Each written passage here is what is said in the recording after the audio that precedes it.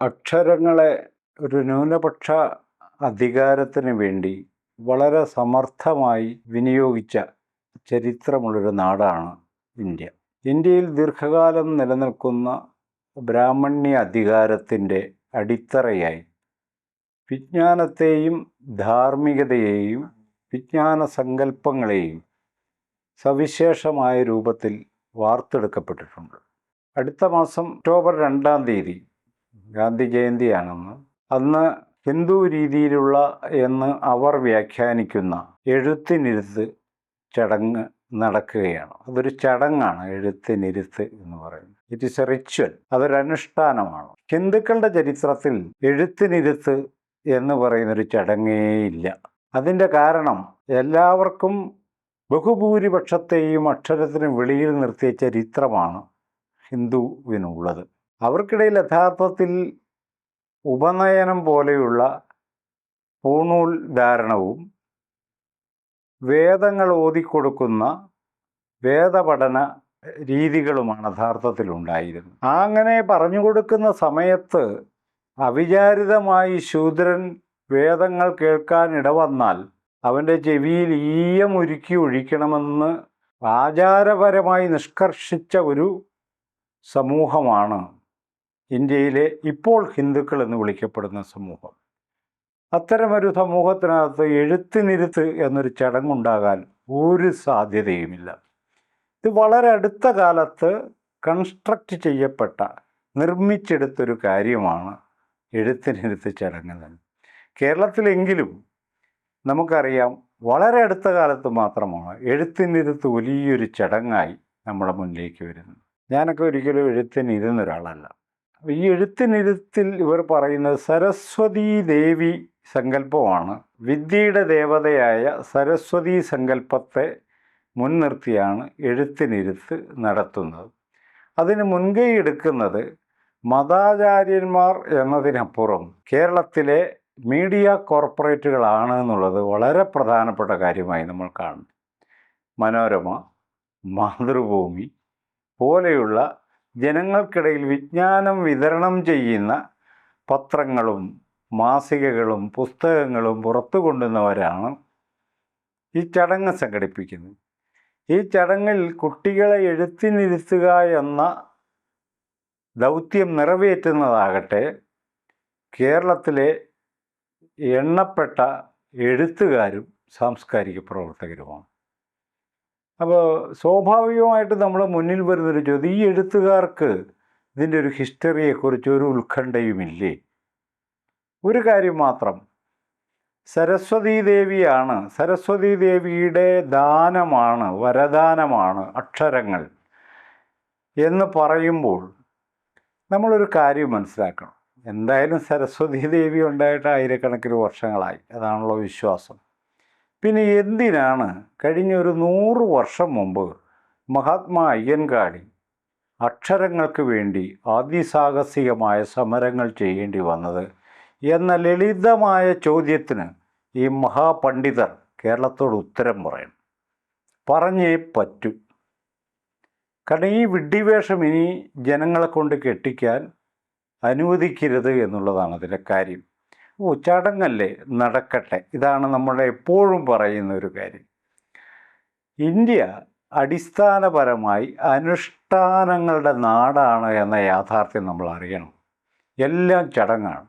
കുട്ടി ജനിക്കുന്നത് ചടങ്ങ്, 28 കെട്ടുന്നത് ചടങ്ങ്, അക്ഷരത്തിന് ഇരുത്തുന്നത് ചടങ്ങ്, വിവാഹം കഴിക്കുന്നത് ചടങ്ങ്, കുട്ടി ഉണ്ടാകുന്നത് ചടങ്ങ്, മരിക്കുന്നത് ചടങ്ങ് തുടങ്ങി ജനനം മുതൽ മരണം വരെ അവൻ്റെ ജീവിതത്തിലെ പ്രധാന സംഭവങ്ങളെല്ലാം ചടങ്ങുകളായി അനുഷ്ഠാനങ്ങളായി മാത്രം മനസ്സിലാക്കുന്ന ഒരു സമൂഹമാണ് നമ്മുടേത്. അതുകൊണ്ട് അനുഷ്ഠാനങ്ങൾ അൺക്വസ്റ്റ്യനബിളായി പവിത്രമായി നമ്മുടെ ജീവിതത്തെ പിൻപറ്റുന്നു എന്നുള്ളതാണ് നമ്മൾ നേരിടുന്നൊരു കാര്യം. ഈ ബ്രാഹ്മണ്യ പുരുഷാധിപത്യത്തിനകത്ത് ബ്രാഹ്മണൻ്റെ റിച്വലിസ്റ്റിക് അധികാരം, അനുഷ്ഠാനപരമായ അധികാരം അൺക്വസ്റ്റ്യനബിളായി തുടരുന്നത് കൊണ്ടാണ് മേൽത്തട്ടിലെ ന്യൂനപക്ഷം അവരുടെ അധികാരത്തെ ഒരു എതിർപ്പുമില്ലാതെ ദീർഘകാലമായി കൈപ്പിടിയിലൊതുക്കുന്നത്. ഇതിനെ പിന്തുണയ്ക്കുന്ന അനുഷ്ഠാനപരതയെ വിദ്യയിലേക്കും ജ്ഞാനത്തിലേക്കുമെല്ലാം പടർത്തിയെടുക്കുന്ന ഒരു പ്രക്രിയയാണ്, സംഘടിതമായ പ്രത്യക്ഷമായ ഒരു പ്രക്രിയയാണ് ഈ എഴുത്തിനിരുത്ത് ചടങ്ങിലൂടെ പുറത്തു വരുന്നത്. ഇത് പ്രതിരോധിക്കപ്പെടേണ്ടതുണ്ട്. പ്രതിരോധിക്കേണ്ട കാര്യം കുട്ടികൾ അക്ഷരം പഠിക്കേണ്ട എന്നല്ല അതിൻ്റെ അർത്ഥം. മറിച്ച് ഈ സരസ്വതീ ദേവിയെ മുൻനിർത്തി, സരസ്വതിയുടെ വരദാനമാണ് ജ്ഞാനവും അക്ഷരങ്ങളും എന്ന സങ്കല്പത്തെയാണ് നമ്മൾ തള്ളിപ്പറയേണ്ടത്. ആ സങ്കല്പത്തെ നിഷേധിക്കാതെ ഈ വൈദിക പാരമ്പര്യത്തിന് പുറത്തുള്ള ജ്ഞാനത്തിന് പുറത്തു രൂപം കൊള്ളുന്ന വൈജ്ഞാനിക ശാഖകൾക്ക് ഇന്ത്യയിലെ ബഹുജനങ്ങളിലേക്ക് പടർന്നു കയറാനാവില്ല എന്നതാണ് അതിൻ്റെ കാര്യം. ഇപ്പോൾ കേരളത്തിലെ എഴുത്തുകാരൊക്കെ വിചാരിക്കുന്നത് സരസ്വതിയുടെ കടാക്ഷം കൊണ്ടാണ് അവർ എഴുതുന്നതെന്നാണ് വിചാരിക്കുന്നത്. എത്ര ഹീനമായ ഒരു സാംസ്കാരിക അവബോധമാണ് നമ്മൾ കൊണ്ടു നടക്കുന്നത് എന്നത്. അപ്പോൾ ഈ സരസ്വതിയുടെ വരദാനമായതുകൊണ്ടാണ് കീഴ്ത്തട്ടിൽ നിന്നുള്ള എഴുത്തുകൾ, ഏറ്റവും സമൂഹം അവഗണിച്ച വിഭാഗങ്ങളിൽ നിന്നും എഴുത്തുകാരും വിജ്ഞാനികളും ഉയർന്നു വരുമ്പോൾ സമൂഹം അസ്വസ്ഥപ്പെടുന്നതിൻ്റെ യഥാർത്ഥ കാരണം അത് സരസ്വതിയുടെ വരദാനമാണെന്ന് അവർ കരുതുന്നതുകൊണ്ടാണ്. ആ വരദാനം കിട്ടാൻ സാധ്യതയില്ലാത്ത ഇടങ്ങളിൽ നിന്ന് എഴുത്ത് വരാൻ സാധ്യതയില്ല. ഇനി അഥവാ വന്നാൽ അത് ഗുണമുള്ളതായിരിക്കില്ല. അതാണ് അതിൻ്റെ അത്തരമൊരു പൊസിഷൻ എടുക്കുന്നതിൽ നിന്നുണ്ടാകുന്നൊരു കാര്യം. എന്ന് പറഞ്ഞാൽ ഇന്ത്യക്കകത്ത് രൂപം കൊള്ളുന്ന ബഹിഷ്കൃത ജനാവലിയുടെ ജീവിതങ്ങളിൽ നിന്നും വിജ്ഞാനത്തിൽ നിന്നും ജ്ഞാനാന്വേഷണങ്ങളിൽ നിന്നും പുറത്തു വരുന്ന എല്ലാത്തിനെയും കെടുത്തിക്കളയുന്ന, വില കുറച്ച് കാണുന്ന, ബഹിഷ്കരിക്കാൻ അത് നോക്കേണ്ടതില്ല. നമ്മളൊരു കാര്യം അറിയണം, ദീർഘകാലമായി ഇന്ത്യൻ വിജ്ഞാനത്തെ അടിസ്ഥാനപരമായി വിമർശവിധേയമാക്കിയ ഡോക്ടർ BR അംബേദ്കർ സീരിയസ് ആയിട്ട് ഇന്ത്യ വായിക്കാൻ തുടങ്ങിയിട്ട് ഒരു 20 കൊല്ലം പോലും ആയിട്ടില്ല എന്ന് ഓർക്കണം. എന്തുകൊണ്ടായിരിക്കും? അംബേദ്കറെ പോലെ വിദേശ യൂണിവേഴ്സിറ്റികളിൽ നിന്നും ഉന്നതമായ ഡിഗ്രികൾ എടുക്കുകയും ഇന്ത്യൻ ഭരണഘടന എഴുതുകയും ഇന്ത്യയിലെ സോഷ്യോളജിയും ആന്ത്രോപോളജിയും എക്കണോമിക്സും പൊളിറ്റിക്കൽ ഫിലോസഫിയും ഒക്കെ ആ മേഖലകളിലെല്ലാം അഗാധ പാണ്ഡിത്യമുണ്ടായിരുന്ന ഒരു വിഷണറിയെ, ഒരു ദാർശനികനെ വായിക്കാൻ ഇന്ത്യ വിസമ്മതിച്ചത് എന്തുകൊണ്ടാണ്? ജ്ഞാനം സരസ്വതിയുടെ വരദാനമായതുകൊണ്ടാണ്. ഇതതിൻ്റെ കാര്യം. അത് കിട്ടാൻ ഒരു സാധ്യതയും ഇല്ലാത്ത ജാതിയിൽ ജനിച്ച ഡോക്ടർ അംബേദ്കർ വായിക്കേണ്ട കാര്യം ഇന്ത്യക്കില്ല എന്നുള്ളതാണ്. അപ്പോൾ ഇത് വെറുതെ എഴുത്തിനിരുത്തൊരു ചടങ്ങല്ല. ഒരു കുട്ടിയെ മടിയിലിരുത്തി അക്ഷരം സ്വർണം കൊണ്ട് വായിൽ എഴുതി കൊടുക്കുന്ന കാര്യവുമല്ല.